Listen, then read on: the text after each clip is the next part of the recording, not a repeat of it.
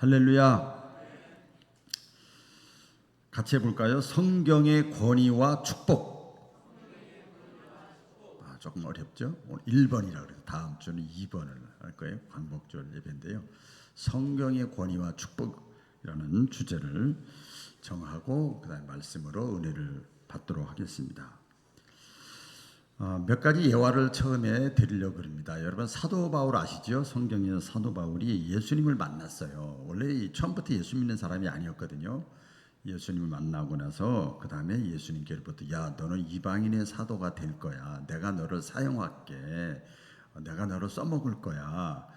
우리 예수님이 그렇게 말씀을 하셨어요. 그래서 예수님이 사용한다고 그러고 예수님이 가라는 데 가고 이렇게 했으니까 길이 잘 고속도로 같이 뚫려야 되는데 예수님이 가라고 그랬잖아. 하나님이 가라고 그랬으니까 잘 풀려야 되는데 계속 막히고 힘들고 어렵고 억울하고 분하고 답답하고 속상하고 힘들고 고난 있고 시련 있고 환난과 핍박과 고난과 역경과 이게 계속 있는 거야. 그렇죠. 우리 다 아시죠. 사도 바울이 그런 걸 겪었어요. 죽을 고비를 많이 넘겼어요. 말로 다 표현은 못해요. 그럴 때마다 따라해 보겠습니다. 그럴 때마다 이 사도 바울이요, 우리 예수님이 사도 바울에게 주셨던 약속의 말씀이 있어요. 내가 너를 이방인의 사도로 쓸 거야. 네가 로마에 가기 전까지는 결코 네 생명 죽지 않아. 우리 예수님이 사도 바울에게 약속하신 것은 그럴 때마다 그 말씀을 붙잡고 승리할 수가 있었어요. 마틴 루터가 아주 짧은 시간에 아주 잠깐 요약해서 말씀을 드리면, 행위로 구원받으려고 예수 믿고 신앙생활 하다 보니까 깨끗하게 살아야지, 선하게 살아야지, 예쁘게 살아야지, 거짓말하지 말고 살아야지, 정직하게 살아야지, 바르게 살아야지, 착하게 살아야지, 그런 마음이 생긴 거예요. 그런 마음이 생겼어요. 속이고 살아야지, 어쨌든 간에 뭐 잘 먹고 잘 살면 되지, 이런 생각이 싹 사라지고 잘 믿고 싶은 생각이 들었어요. 그렇게 살기 위해서 굉장히 자기 나름대로는 행위를 깨끗하게 하려고, 율법을 지키려고, 성경에 나오는 거 지키려고 하는데, 그러면 그럴수록 자기가 더 이중적이고 나쁜 놈이야. 나쁜 놈, 아주 죄인 중에 괴수야. 아주 나쁜 사람이야. 너무 힘들어. 그래서 자기 몸을 막 긁고 막 학대하고 금식하고 막 그게 금욕주의라고 그래요. 그래서 구원을 받아보려고, 그래서 하나님을 잘 기쁘게 해보려고 구원을 받아보려고 그랬는데, 그런 고민하는데 하면 할수록 불가능한 거야. 점점점 자신감이 없어. 그런데 그때 당시에 가톨릭은 행위로 구원받는다고 막 그러네. 또 그러니 잘못 가르친 거죠. 그러니까 이제 더 이제 그런 갈등이 있었어요. 그럴 때 따라해 보겠습니다. 그럴 때 신앙생활의 갈등이에요. 다시 말로 하면, 그럴 때 이 그 마틴 루터가 딱 그 성경 읽는 거지. 뭐 우리가 뭐 예수 믿는 사람들이 뭐 소설책 읽고 딴 거 또 교회 나가 맨날 성경 가지고 말씀 전하니까 성경을 쭉 읽다가 로마서 1장 17절 말씀을 성령의 감동을 통해서 마틴 루터에게 팍 심어줬어요. 오직 의인은 행위로 사는 것이 아니라 믿음으로 사는 것이다. 그게 딱 깨달아진 거예요. 와, 그 순간에 자유함을 얻은 거야. 믿음으로. 우리 하나님이 내 아빠지. 내가 행위가 부족해도 아빠는 난 사랑한다. 야, 그거로 사는 거구나. 그래서 종교 개혁이 일어났잖아요. 그러니까 기독교가 탄생이 된 거예요. 다 믿음으로 사는 거예요. 그때 그 말씀을, 하나님이 주신 이 성경의 말씀을 통해서 이 마틴 루터가 사명을 감당을 했습니다. 아주 담대하고 자유롭게 그 다음에 신앙생활, 인생 사명을 감당했죠.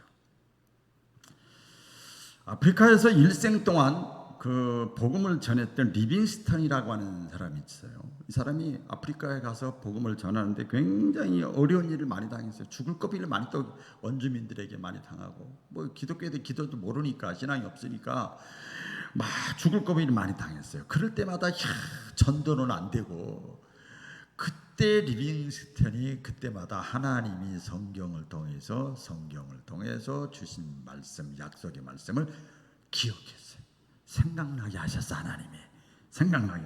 두려워 말라. 내가 세상 끝날까지 너희와 항상, 너와 리빙스턴아, 너와 함께 할게. 두려워하지 마라. 그래서 힘들고 어려울 때마다 그 말씀을 믿고 의지해서 위험한 일을 당해도 오히려 담대하고, 코로나 상황을 당해도, 내가 고난이 있어도, 힘들고 어려워도, 낙심하고 좌절해야 되는 상황인데도 불구하고 두려움이 사라진 거야. 무서워. 두려움이 사라졌어요. 그래서 온전히 주님을 의지하고 담대하게 사명을 완수했던 사람이 리빙스턴이에요. 제가 제가 간증하는 거예요 지금. 어머니 누나뻘과 아버지 똥 오줌 받아내고 있고 신학교 가는데 집안은 가족들은 다 나가고 혼자 집에 있고 내 방 하나지, 집에 가면 똥 냄새 나지. 이런 집에서 내가 신학 공부한다니, 돈 버는 직업도 아닌데 신학 공부해서 목사 되겠다고 내가 왔으니 이게 잘 먹고 잘 살아야 되는데 그래야 뭐 헌신도 하고 그러지. 그 인간적인 생각이 꽉, 어릴 때부터 교회 다니는데 그 생각이 꽉 찼어. 그러다 노가다라고 저기 데모대 막 일을 막 해가지고 그 등록금 이렇게 모아가지고 서울신학대학 옥상에서 점심도 뭐 꼭꼭꼭 굶는 거야. 먹을 시간이 없어. 먹을 돈도 없으니까.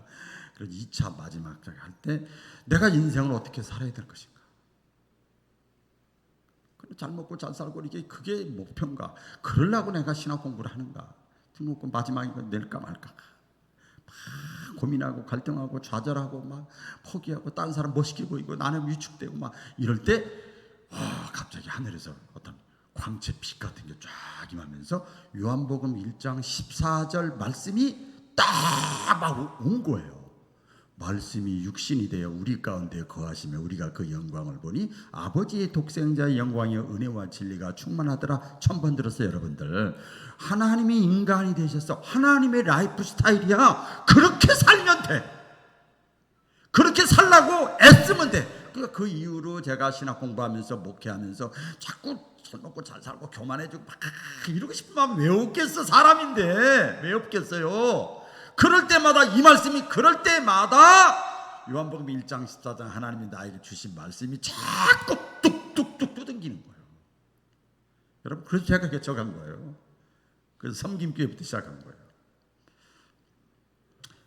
그렇게 해서 신학 공부를 해가지고 졸업을 앞에 놓고 있는데 감리교에서 목회하려고 그랬는데 그런데 보니까 다른 친구들은 다 임지가 있어서 갔는데 저는 없어요. 성결교에서 목회할 거라고 꿈에도 생각 안 했거든요. 그러다가 중학교 3학년 때 예수님을 만난 체험을 했어요. 제가 중생 체험을 했거든요. 그리고 나서 많은 고난이 있고 어려움이 있었어요. 그러다 어쩌다 신학교 가서 이렇게 또 갈등 겪으면서 졸업을 앞에 놓고 있는데 목회지가 있어야 되는데 목회지도 없고 막 힘든 거예요. 백그라운드가 없는 거예요. 왜냐하면 졸업할 때까지 성결교회에 있었으면 좀 아는 사람이 되는데 감리교회에 있었기 때문에 아무도 아는 사람이 없어. 성결교회는.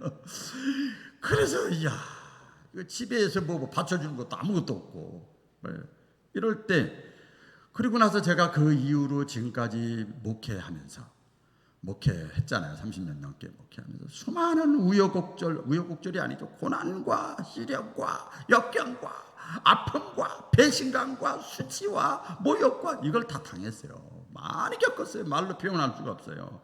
오죽하면 고난의 리더십이라는 책을 쓰려고 준비하고 있어요. 제가 그렇게 하고 있어요. 그렇게.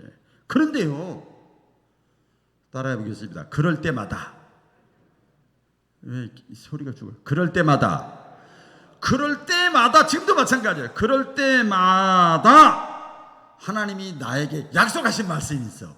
다니엘서 10장 19절 말씀을 주셨거든. 금식 9일째.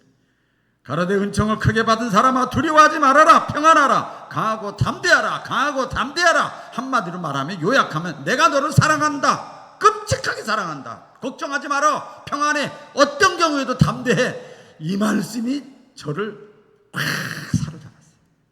그 말씀. 그래서 지금까지도 부족하지만 사명을 감당할 수가 있었습니다. 몇 가지 예화를 드렸습니다. 기독교 역사 가운데 성경 또 제 간증을 이렇게 했어요. 이처럼 여러분 성경은요, 성경은 이 말씀은 능력이 있고요, 힘이 있고요, 권위가 있어요.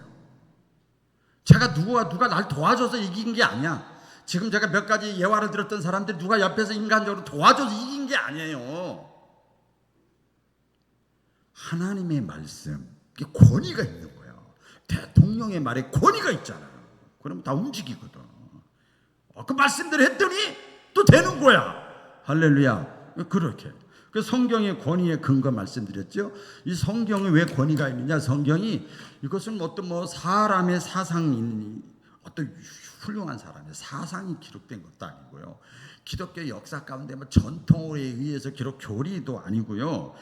성경의 저자이신, 그래서 성경은 하나님의 책이고 하나님의 말씀이에요. 그래서 권위가 있는 거예요. 할렐루야. 성경은 하나님의 말씀이기 때문에 우리가 받아들이는 거예요. 대표적인 근거가 디모데후서 3장 16절이잖아요. 성경의 저자가 하나님이라는 거. 모든 성경은 하나님의 감동에 의해서 쓰여졌다 그랬어요. 그러니까 성경은 하나님의 말씀이야. 말씀. 하나님의 책이에요. 그 하나님은 어떤 분이냐? 창조주일 뿐만 아니라 믿는 자들에게, 자 이제부터 좀 깊게 들어갑니다. 하나님은 어떤 분이냐? 창조주 하나님일 뿐만 아니라 당신을 믿는 자, 하나님을 믿는 자들에게, 우리에게 사랑하는 아버지가 되셔. 할렐루야. 아버지가 되셔요. 그렇기 때문에 우리 자녀된 우리들이 하나님의 말씀, 이 하나님의 말씀을 내가 믿고 받아들이고 살면 내 인생은 축복된 인생이 되는 거예요. 승리하는 인생이 되는 거예요. 믿으시면 크게 아멘. 축복된 인생, 승리하는 인생, 극복하는 인생, 그런 인생이 될 수 있도록 성경 말씀이, 하나님이 그때마다 말씀을 통해서 도와주셔요. 그래서 주일날 또 예배 때마다 말씀을 듣는 거예요. 말씀을. 그렇기 때문에 성경의 요한계시록 성경, 아까 창세기 1장 1절 봤는데 맨 끝에 요한계시록 말씀에 보면 마지막 결론을 이렇게 내리잖아요. 이 모든 말씀을, 하나님의 말씀을 읽고 듣고 지키는 자가 복이 있느니라. 할렐루야. 복이 있네요. 몇 번 말씀드린 거예요. 그렇기 때문에 우리가 인생을 살면서 이왕에 사는 거 복되게 살아야지. 복된 인생을 살아가려면 우리 신자들은 성경, 아니 하나님의 말씀을 읽고 듣고 또 지키고 전하기 위해서 힘써야 될 줄로 믿습니다. 그렇죠. 그렇게 하면 하나님이 아이고 입이 쫙 벌어지는 거야. 하나님이 기뻐하신단 말이에요. 다 자기의 말을 무시하지 않고 우습게 여기지 않고 참고서로 여기지 않고 텍스트 교과서로 알고 그 말씀을 지키려고 그러고 읽으려고 그러고 가까이 하려고 그러고 전하려고 그러면 하나님께서 너무 기뻐하셔서 흡족하셔서 그런 사람을 어떻게 해요? 축복해 주시는 거예요. 사용하시는 거예요. 그런 주인공들 되시기를 축원합니다. 그러면 이 하나님의 말씀이 어떤 권위, 어떤 능력이 있기에 우리의 삶에 이렇게 아까 몇 가지 서두에 예화를 드렸잖아요. 그런 능력이 있는가? 딱 두 가지만 말씀을 드리려고 합니다. 첫째는요, 하나님의 말씀으로 천지를 창조하셨습니다. 같이 해보겠습니다. 하나님의 말씀으로 천지를 창조하셨다. 태초에 하나님이 천지를 창조하시니라 그랬잖아요. 그런데 그 2절부터 3절 쭉 내려가다 보면요, 하나님이 새로운 창조를 하기 전에 상태가 어땠는가 하면 이 땅이 우리의 삶을 말하는 거예요. 내 마음을 말하는 거예요. 내 인생을 말하는 거예요. 땅이라는 것은 내 가정을 말하는 거예요. 땅이 혼돈하고 공허하고 흑암이 깊음 위에 있었더라. 그런데 그 땅이 그런 상태에 있는데 하나님의 신이 수면에 거기에 이렇게 임하시더라. 그래서 창조가 이루어진 거예요. 창조가 이루어진 거예요. 그래서 지금도 내 삶이 혼돈 속에 있어도 하나님의 영이, 하나님의 신이라는 건 뭐예요? 말씀이죠. 지금 말씀이 임하면 내 삶 속에서 새로운 창조가 일어나고요, 변화가 일어나고요, 기적이 일어납니다. 믿으시면 크게 아멘. 변화가 일어나는 거예요. 그래서 한편 보면 성경의 창세기 1장 1절에 태초에 하나님이 천지를 창조하시니라, 이 첫 선포는요, 이게 이제 구약 성경이잖아요. 이것은 고대 사람들이 신으로 숭배하던 대상이 있었어요. 그게 뭔가 하면 이 쓰여질 당시에 신으로 숭배하던 대상이 뭐냐면 태양, 별, 그다음에 달, 뭐 오래된 고목나무 이런 것들 있잖아요. 이런 것들을 신으로 숭배했어요. 여러분 세계의 역사 배우신 분들은 금방 그땐 그런 때였어요. 그런데 창세기 1장 1절에 뭐라고 그래? 첫 번째에 태초에 하나님이 천지를 창조하시니라. 이 선포는 뭐냐면 이것들은 이 해, 달, 별 이런 것들은 숭배의 대상이 아니고 신앙의 대상이 아니고 이 모든 피조물에 불과하다. 피조물에. 오늘날 그런데 제가 이렇게 이렇게 말씀을 전해도 연말되고 연초되면요 강원도에 꽉꽉 차. 태양을 처음 뜰 때 보고 소원 빌라고. 근데 그 사람들이 못 배운 사람이냐? 배울 만큼 배운 사람들이야. 대학도 나오고 박사학위도 몇 개 있는 사람들이야. 해돋이 보러 가는 거예요. 그게 신이요 그게. 그래서 이 창세기 1장 1절 태초에 하나님이 천지를 창조하시라 이 선언은요 우리 신앙의 대상은 피조물이 아니고 사람이 아니고 내 경험이 아니고 하나님만 신앙의 대상이라는 선포입니다. 할렐루야. 선포예요. 이것을 우리가 어떻게 할 수 있느냐? 히브리서 11장 3절에 보면 하나님이 천지를 말씀으로 창조했다는 것 이런 말씀이 있습니다. 믿음으로 모든 세계가 하나님의 말씀으로 지어진 줄을 우리가 아나니. 성경을 통해서 우리가 알 수가 있는 거지요. 자 그렇다면 정말 말씀으로만 천지를 창조하셨을까? 창세기 1장에 태초에 하는 천지를 창조하셨는데 도구도 없이 재료도 없이 그게 가능해? 뭐가 있어야지. 건축을 하려면 집을 지으려면 어떤 작품을 만들려면 재료가 있어야 되는 거 아니에요? 그래야 작품이 나오고 건축도 하고 그러는 거 아니냐고요. 그게 상식이고 과학입니다. 그게 우리의 생각이에요. 그거 잘못됐다는 건 아니에요. 그런데 뭐라고 그래요? 말씀으로만 창조했어요. 이걸 신학적으로 무에서 창조라고 그래요. 같이 해보겠습니다. 무에서 창조. 예, 아무것도 없는데 그 만들어진 거예요. 무에서 창조예요. 창세기 1장 3절, 6절, 9절, 10절, 11절, 12절, 24절을 쭉 보면 계속해서 반복되는 그 천지 창조의 순서가 있는데 그때 뭐라 그러는가 하면요. 이런 재료를 가지고 이런 재료를 가지고 만들었다 이런 말씀 없어요. 뭐라 그러는가 하면 하나님이 이르시되 그대로 되니라. 하나님이 이르시되 그대로 되니라. 하나님이 이르시되가 뭐예요? 말씀하시니 그 말이에요. 옛날 성경에는 하나님이 가라사대 그 말이에요. 하나님이 말씀하시니까 그대로 되는 거예요. 그대로 되는 거예요. 사람은요 재료가 있어야만 가능성이 있어야만 기대를 해. 그렇죠? 기대한다는 건 뭐예요? 따르고 행동하고 투자하고 믿는 거예요. 이게 상식이고 과학적인 생각이지요. 그러나 살다가 가능성이 내가 없어. 내가 생각할 때 가능성이 없어. 재료도 없어. 어덕이 없어. 아무것도. 그런 게 안 보이면 어떻게 해요? 기도도 안 해. 기대도 안 해. 하나님 앞에. 예배도 안 드려. 하나님도 안 찾아. 이게 과학의 한계입니다. 여러분 내 생각에 인간의 생각에 하나님의 능력을 제한시켜버리는 자칭 하나님들이 많아. 참 나 진짜 신앙생활 하다고 신자들에게 보면 다 하나님이야. 내 생각에 하나님의 능력을 제한시켜버려. 그렇기 때문에 어떤 결과가 나타납니까? 하나님의 말씀이 있어도 순종하질 않아. 따르질 않아요. 순종하지도 않고 따르지도 않고 불신하고 의심하고. 그러나 하나님은 재료가 없어도 우리가 생각할 때 불가능같이 보여도 불가능을 가능하게 하시는 무에서 창조하시는 하나님인 것을 믿으시면 크게 아멘. 크게 아멘 하셔야 돼요. 말씀으로 재료도 없이 무에서 천지를 창조한 순서와 내용이 있죠.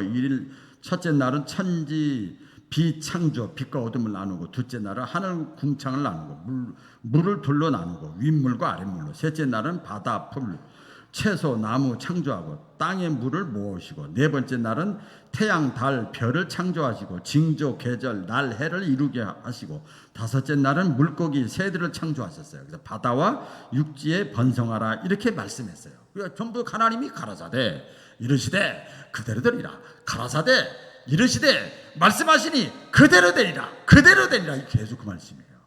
이렇게 만드셨어요. 그리고 나서 우리가 알죠. 맨 끝에가 사람을 만드셨는데, 그 이후에 우리 예수님, 하나님의 아들 예수님도 보면요, 예수님의 사역, 예수님은 하나님이시잖아요. 예수님도 보면은요, 재료 없이 말씀으로만 사역하셨어요. 말씀으로 기적을 일으키셨어요. 과학적 관점에서 보니까 기적이지, 하나님의 관점에서 보면 상식이에요. 믿으시면 아멘. 그렇죠. 인간적인 내 안개에 안경을 끼고 보니까 기적이라고 그러지, 표적이라고 그러지, 그건 하나님 볼 땐 당연한 거죠. 그래서 예수님이 성경에 보면 많이 나오잖아요. 기적을 행하실 때 사람들이 막 기적을 행하다 표적을 구하러 막 구경 다녔잖아요. 구경거리 보려고. 근데 예수님이 다 어떻게 했습니까? 제가 몇 가지 예수님이 말씀하신 것, 가라사대 한 것 표현하면, 일어나 걸으라, 내 믿음대로 될지어다, 제사장에 가서 내 몸을 보여주어라, 물러가라, 떠나가라, 잠잠하라, 빠져나와라, 포도주가 되어라, 건강할지어다, 나를 바라봐라. 예수님이 다 가라사대 한 거예요. 예수님이 말씀하시니까 그대로 다 된 거예요. 그래도 다 그대로 다 되니까 사람들이 막 예수님을 따라다니기 시작을 한 거죠. 그 주일학교 찬양에 보면은요, 그 예수님이 말씀하시니 이런 찬양이 있어요. 빨리 나와요. 빨리. 예. 예수님이, 여러분 다 아시죠? 주일학교 다니신 분들은 알아. 안 다니신 분들은 뭔 소리 하는지 몰라도 그래 쉽습니다. 제가 1절이자 3절이 있는데, 제가 1절을 부르고 그 다음 후렴은 여러분이 하시면 돼요. 후렴 내용은 제가 자세하게 썼습니다. 예수님 그겁니다. 자, 반주해 주세요.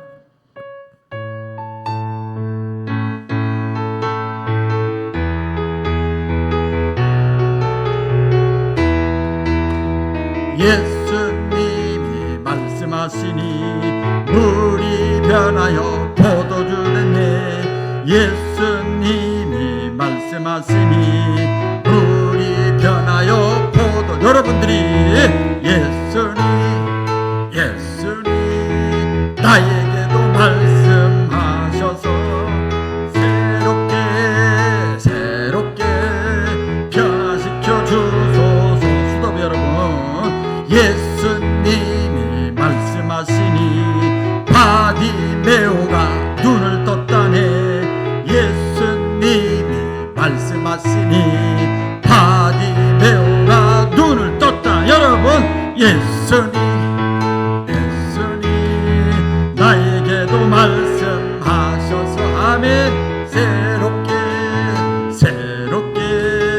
변화시켜 주소서. 예수님이 말씀하시니 죽은 나사로가 살아났다네. 예수님이 말씀하시니 죽은 나사로가 살아났다. 다같이 예수님 나에게도 말씀하셔 아멘. 새롭게 변화시켜 주소서. 예수님이 말씀하시니 거친 바다가 잠잠해졌네. 예수님이 말씀하시니 거친 바다가 잠잠해져. 다같이 예수님 나에게도 말씀하. 할렐루야. 새롭게 변화시켜 주소서. 성경의 기적이 많은 사람들이 경험하고 체험한 하나님의 기적을 나에게도 말씀하시고 나에게도 있게 해 주옵소서. 이 주일학교 찬양인데 굉장히 은혜스러워요. 그래서 여러분, 이 말씀을 내가 믿으면, 말씀을 내가 받아들이면, 내게 주신 말씀으로 내가 받아들이면, 내게 주신 말씀, 오른손 다 들으십시다. 내게 주신 말씀, 내게 주신 말씀으로 이 하나님의 권위 있는 말씀을 내가 받아들이면요, 여러분 코로나 맞으신 분들하고 이상하게 열이 나고 두통이 나고 아프고 막 이러는 거예요. 받아들였단 말이에요. 하나님의 말씀, 권위 있는 말씀 내 속에 들어오면 이상하게 기적이 나타나, 이상하게 풀리기 시작해, 이상하게 열리기 시작해. 이게 기적과 표적이 나타나는 거죠. 그래서 우리가 기적의 하나님, 능력의 하나님이라고 그러는 거예요. 우리가 그렇게 표현하는 거지요. 데살로니가서 2장 13절 다 같이 읽겠습니다. 시작. 이러므로 우리가 하나님께 쉬지 않게 감사함은 너희가 우리에게 들은 바 하나님의 말씀을 받을 때에 우리가 사람의 말로 받지 않고 하나님의 말씀으로 받음니 진실로 그러하다. 이 말씀이 또한 너희 믿는 자 속에 역사하느니라. 할렐루야. 이 말씀이 권위 있는 하나님의 말씀이 받아들이는 자에게 또한 역사, 기적이, 이벤트, 사건이 나타나느니라. 그래서 태초에 하나님이 천지를 창조하시니라. 하나님이 이르시되 그대로 되니라. 지금도 이 하나님의 말씀이 여러분의 삶 속에 임하실 수 있도록, 교회를 오래 다녔어도 코로나 때문에 믿음 식어진다고 그래서 그냥 닫지 말고 마음 겸손하게 마음의 문을 여시기를 바랍니다. 그러면 새로운 변화와 기적의 주인공이 우리 가운데 나타날 줄로 믿습니다. 마지막 두 번째입니다. 성경은 선포합니다. 뭐라고 선포하느냐? 사람은 하나님의 형상대로 만들었다, 이렇게 선포해요. 권위가 있잖아요. 마지막 6일째, 아까 5일째까지 말씀드렸죠. 마지막 6일째 사람을 창조했습니다. 26절에 보면 하나님이 이르시되 우리의 형상을 따라 우리의 모양대로 우리가 사람을 만들고 그들로 모든 것을 다스리게 하자 하시고, 하나님이 자기 형상 곧 하나님의 형상대로 사람을 창조하시되 남자와 여자로 창조하셨다. 사람을, 마지막 6일째 사람을 하나님의 형상대로 만들었다는 거예요. 자, 이게 무슨 뜻인가 하면 이제는 제가 잔잔하게 말씀드려요. 이게 아주 깊은 내용이기 때문에 사람은요 어떻게 존재하느냐? 영과 혼과 육으로 존재합니다. 그게 사람이에요. 특별히 예수님을 믿는 순간에 영적인 존재가 됩니다. 그래서 우리가 뭐라고 그러죠? 영혼이 떠나가면 죽는다 그래요. 영혼이 떠나갔어. 그 죽음을 표현하는, 영혼이 떠나갔어요. 여기서 깨달을 수 있는 게 뭔가요? 제가 장례식 때 늘 말씀을 드리는데, 진짜는 육체가 아니고 영혼이구나, 이걸 깨닫는 거예요. 육체를 위해서 우리가 열심히 사는데 그걸 잘했어. 그래, 열심히 살아요. 그런데 진짜가, 진짜 주인공은, 내 인생의 주인공은 껍데기 육신이 아니고 껍질, 진짜를 담고 있는 이 껍데기 육신이 아니고 영혼이 진짜구나. 이걸 우리가 깨닫는 거예요. 그 증거가 뭔지 아세요? 제가 그렇게 설명을 해도 뭐 그러나 뭐 이럴 수 있어요. 증거가 있어요. 여러분 마음속에 증거가 다 있습니다. 증명이 할 수 있어요. 제가 그게 뭔가 하면요, 이 질문을 통해서 알 수가 있습니다. 제가 질문해 볼게요. 여러분 인생을 사는데 잠시만 살다가 인생 끝내고 죽고 싶습니까? 아니면 영원히 죽지 않고 행복하게 살고 싶습니까?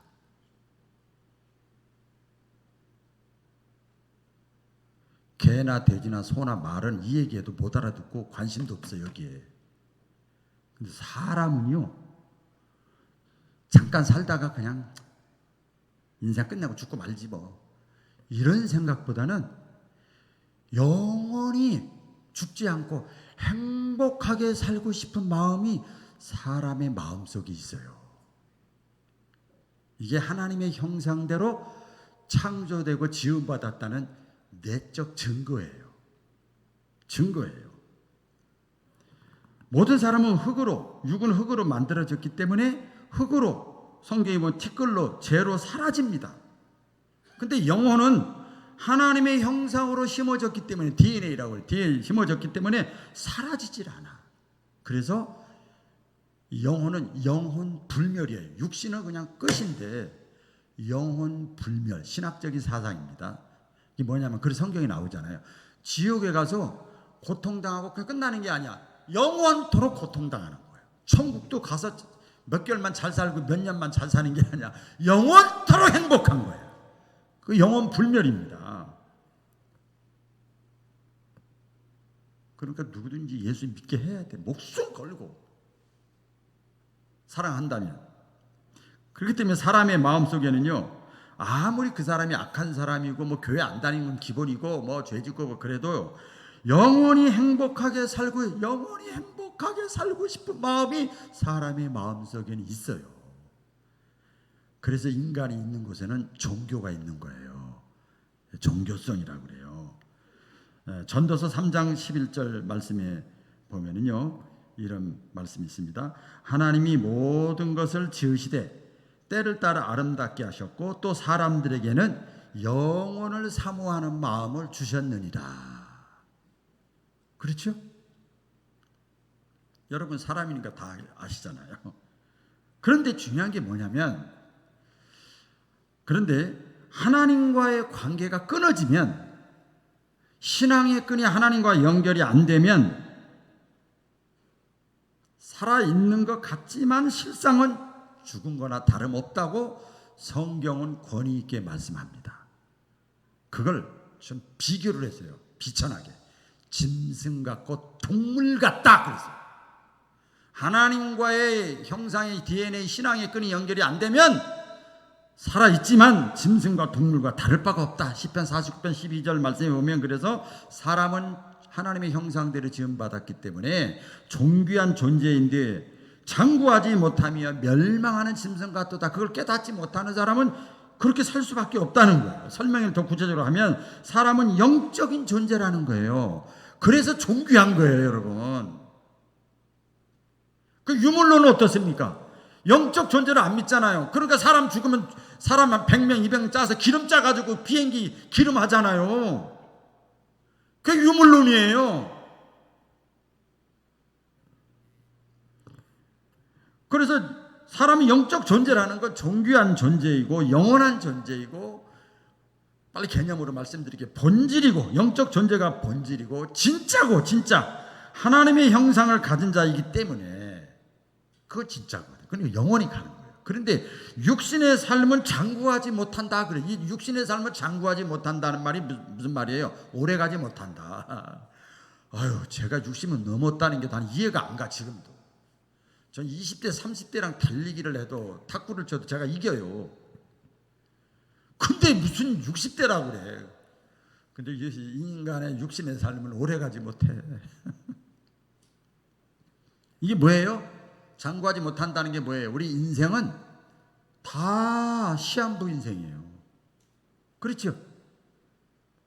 죽는 건 하나님의 손에 달려 시한부 인생이고, 한계를 가지고 있고, 성경 표현대로 할게요. 잠깐 있는 것 같은데 없는 것 같사오니, 그게 육신의 삶이고, 안개와 같고 풀과 같고 꽃과 같고 바람과 같고 나그네와 같다.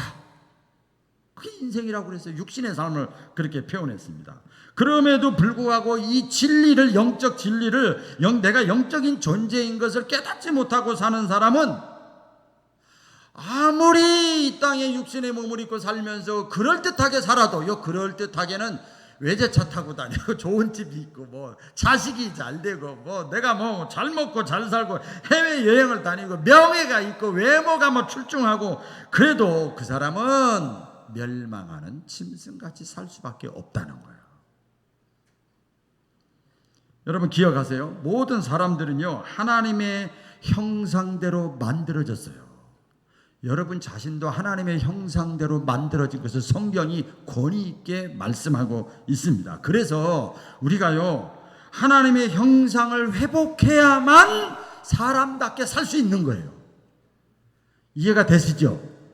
네, 하나님의 형상을 회복해야만 사람답게 살 수 있는 거예요. 진짜 배기처럼 진짜 인생을 살 수 있는 거란 말이에요. 자, 그러면 제가 또 질문해 볼게요. 그러면 하나님의 형상을 어떻게 회복해 하느냐?